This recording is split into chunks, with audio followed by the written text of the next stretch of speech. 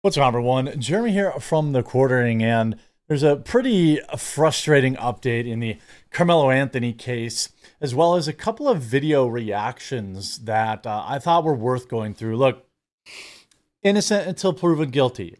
That is true. Even in a case where this kid admitted he did it, he tried to claim it was self-defense. In fact, he didn't really claim that. He asked if he could claim that. But what is likely to be a very polarizing trial, I just wish it would they get on with it as quickly as possible, because more stories like this are going to be maddening for a lot of people out there that are just kind of fatigued with a lot of the behavior going on out there. If you haven't yet, please leave a like on this video. I'm covering everything going on out there. The Diddy case, all sorts of stuff. Make sure you click that follow or subscribe button down below the video. I also live stream every day at 2 Eastern over on Rumble, so I hope you'll check that out. I'll use the new term the mainstream media is using. Rhodes Scholar, student athlete, Karmelo Anthony, will be allowed to graduate while on bail after taking Austin Metcalf's life. Now, I feel like there's some conflict here because, yes, he's out on bail. He has not been found guilty of anything yet. So there's that. However, first of all, I'm pretty sure I'd be more worried about beating this case than anything else. Or maybe he already knows he's going to beat it because this is America. But optically, I don't know if this means they're going to let him walk down. I mean, could you imagine if they let him graduate, like walk down and do the graduate with all the rest of the students? Meanwhile, Austin Metcalf is dead and won't be able to graduate ever. Optically, this is a very, very dumb decision. And also just from a perspective standpoint, why on earth would the school be doing this? Karmelo Anthony has now been told that he will be allowed to graduate high school. So it looks like after some pressure from activists, Frisco Independent School District's about face deciding Anthony 17 can graduate from Centennial High School despite being charged with taking another student's life was confirmed by his advisor and spokesman, Dominique Alexander, to dailymail.com. This reversal is likely to be controversial. Leave a like on the video if you feel like maybe this isn't the most important thing right now. I mean, the kid admitted it. Why are we letting him, share graduation with, everybody else? This is wild, wildly disrespectful to the Metcalf boy, his surviving brother. The whole thing is disgusting. Anthony is accused of, obviously, well, he's not really accused. I mean, we all know what happened. Metcalf, of course, passed away in his twin brother's arms.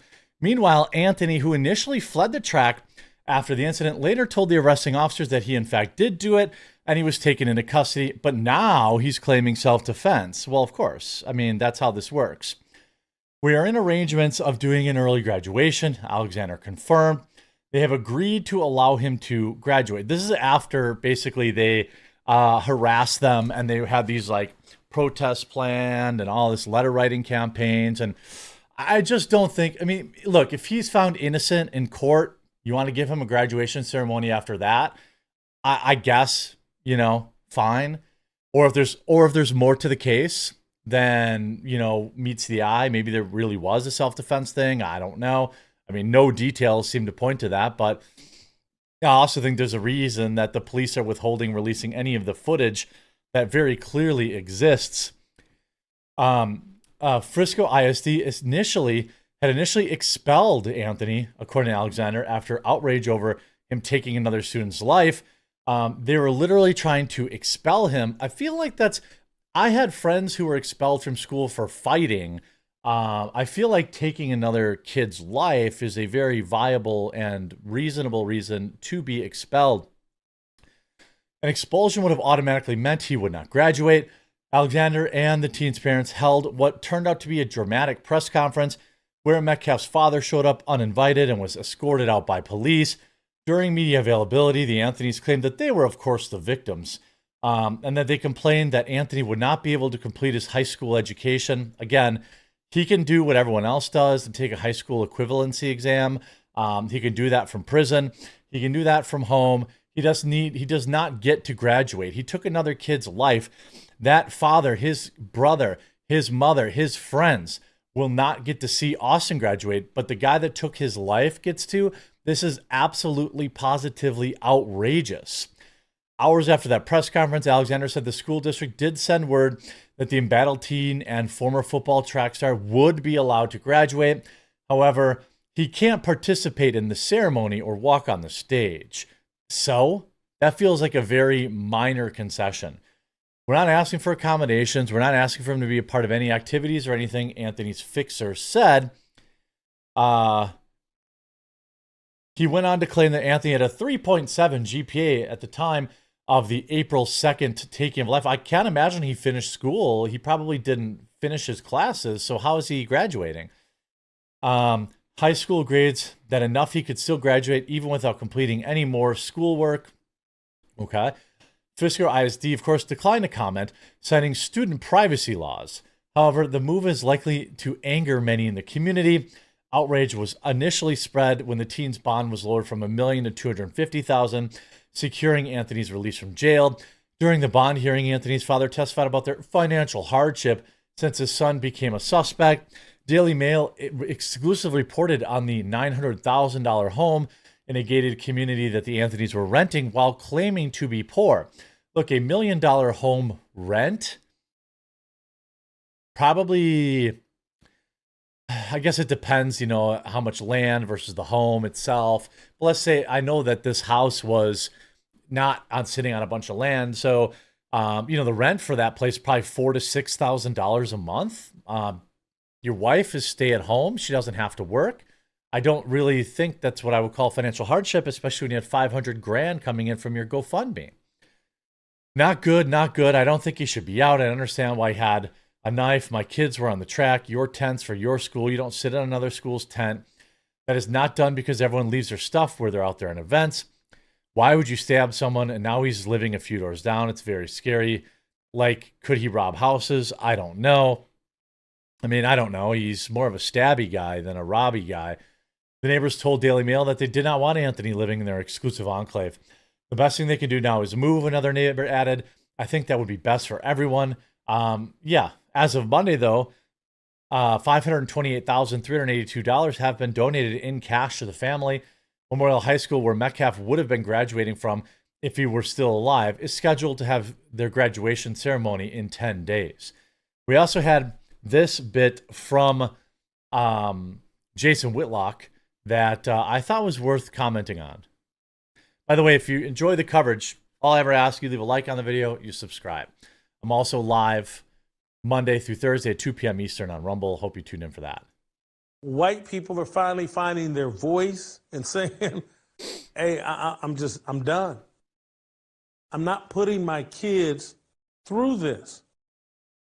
I don't want my kids at a school where the unfathered are also at the school, and now my kids are subject to their lack of emotional control.